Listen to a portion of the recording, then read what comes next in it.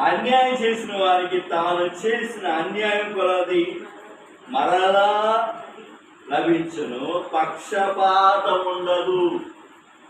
ఈ లోకంలో నువ్వు అన్యాయం చేస్తున్నావు అనుకో, దేవుడు నీకు అన్యాయాన్ని ఇస్తాడు.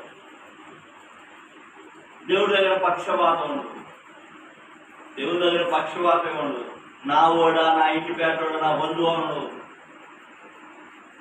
ఈ లోకంలో మనకు అన్నీ ఉన్నాయి, కానీ దేవుడి దగ్గర ఉండదు. దేవుడి దగ్గర ఏముంటుంది? పరిశుద్ధంగా జీవించావా, పాపంలో జీవించావా, వాక్యానికి లోబడ్డావా లేదా దేవుడు చూసి ఇక్కడ ఏమన్నాడు చూడండి. అందుకే అన్యాయం చేసిన వాడు తాను చేసిన అన్యాయం కొలది మరలా లభించును, పక్షపాతం ఉండదు. దేవుడి దగ్గర పక్షపాతం ఉండదు. నువ్వు అన్యాయం చేస్తే దేవుడు కూడా నీకు అన్యాయం చేస్తాడు. నువ్వు విశ్వాసంగా చేస్తే దేవుడు కూడా అదే విశ్వాసం చూస్తాడు.